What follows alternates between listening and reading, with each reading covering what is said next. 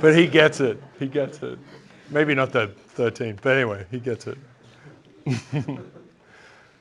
So enjoyable. High quality show. All right.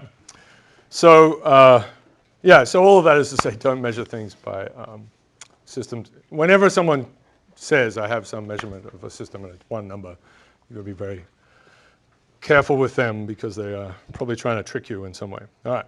So emergence. Let's talk about emergence. So this is a big piece. Yes, there are tarot cards of silliness, but this is the idea, right? I mean, with these little pieces somehow giving rise to larger scales. Of course, hurricanes coming out of water molecules. Thinking somehow comes out of neurons. Pretty weird, right? And then collections of letters give rise to words. So this is some things have changed here. So this is Wikipedia, right? So it actually comes from philosophy originally, which I'll say again, I suppose. Complex system patterns arise out of a multiplicity of relatively simple interactions, right? Remains yet very controversial, very strange. I don't know why. So I got rid of the controversial. This is 10 years later.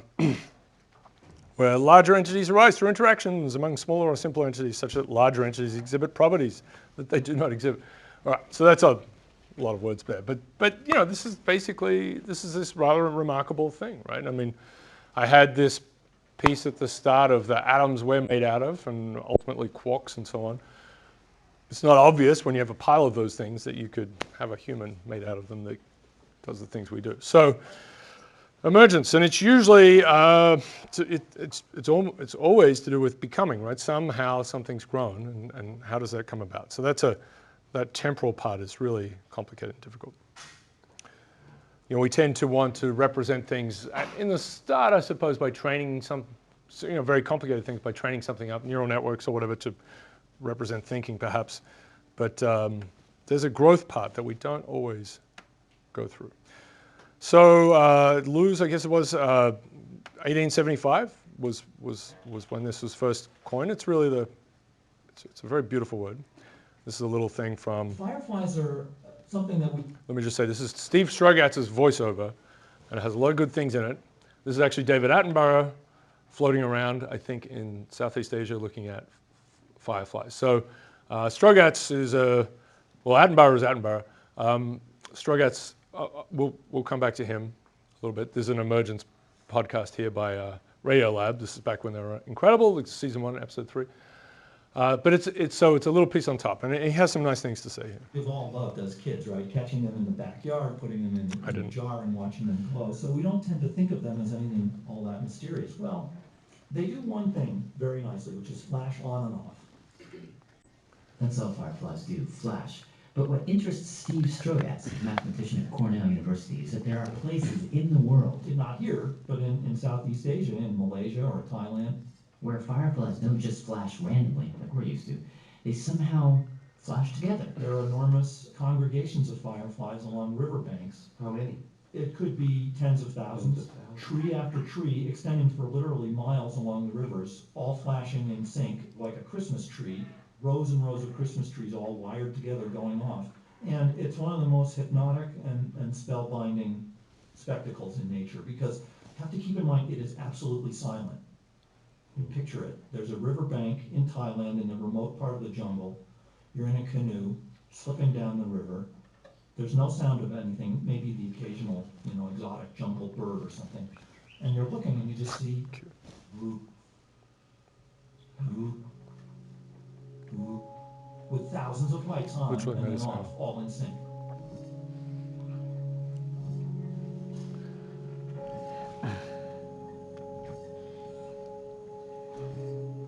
Because no one knows. There are literally 10 theories. What seems to be clear, says Steve, is there is no one firefly that makes it all happen. It just happens on its own. Order materializes out of nothing. And that has him puzzled. How can order come out of disorder? And this is what the creationists love to talk about. And it's because they don't understand, and neither do we. This is the big mystery of science. I think bigger than black holes or bigger than superstrings. I mean, science has had hundreds of years of success since the time of Galileo and Newton, from reductionism, from looking at the smallest parts, whether they're genes or atoms, whatever. That's great. We need to understand the individuals. But that's not enough. So right in that last piece, escalates pretty strongly, but it's great. I mean, it's exactly right, So, this is kind of remarkable, right? We see these things, and some we can explain very well. We've done, and I'll come back to it occasionally, and then towards the end of the course, fluid mechanics is an amazing achievement, for example. But all of these pieces, right? They're the tornadoes, water molecules, or I guess I should say hurricanes, maybe. Dollar bills. It's not obvious from any of these things. They don't contain them. That these emergent properties like human emotion would come out of somehow involving carbon atoms. There's this, right? There's sort of this list. I mean, here's your little instruction set, gives rise to organisms, and really fantastic. I mean, we're struggling with all these pieces, but we know the game. We know what we're trying to do now. Thoughts are a very odd thing. I mean, we're still kind of figuring out even which part of the brain does the thinky bits. Right? People do all sorts of stuff. Yes. Gravity is an interesting one too, right? Like, it's just there. We have a very good description of it, but it's just kind of there. Also time. Pretty weird. Time is strange. Time is really strange. So, whole is more than the sum of its parts, and in fact, that's Aristotle. There's I guess I don't have it quite there, but the more is different is the Phil Anderson paper, which is appeared in Science in the 70s and is a really important contribution, at least to science in general. Right? We're saying it's not just particle physics. All of this stuff is fundamental science. Because we don't need to know about quarks at this point, right? There are ways that people interact with each other and so on that it doesn't matter about the details. So you have a game that's being played out, and you have to figure out how it works.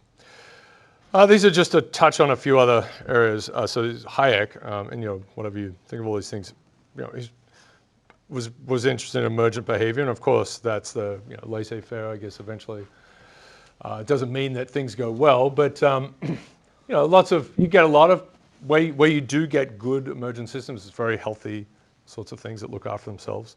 Taxis means made by God from top down, grown order. And we need some balance, obviously. But hierarchical and decentralized structures, these are usually good for creating things, right? This is your startups, right? Once you've really solved what you want to do, hierarchy gets put in place. You see that with all sorts of systems. And that's an interesting thing too.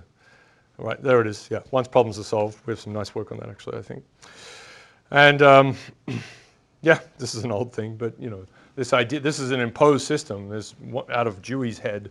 I mean, it did get updated eventually. Come to a situation where it gets updated by a group of people. But this idea where you impose this order versus, something like just putting tags on videos or tags on anything, which still exists to some extent. But fine, or even just extracting from, documents like basic words, doing something smart and getting it to tell you what the structure is. That's an old example. This movement away from trying to think about micro behavior, right? So that this is Weber's story was that capitalism arose out of this at this sort of macro level, but this this is Coleman's idea at this point, right? That you get we could talk about it in a micro way. Of course, this is very hard to measure potentially, and certainly at the time, it's become more and more available to us. We're in a bit of a funny time where we can measure lots of things about people, like all their little tweets and things, and we can get all sorts of data out about how people use Dropbox or whatever. And we can do that in good and bad ways, of course. So we can be absolutely overwhelmed by the data we have about people, but it's still only this sort of very thin representation. So it's a bit of a dangerous time where we'll find out a lot of things, but then we need more measurements.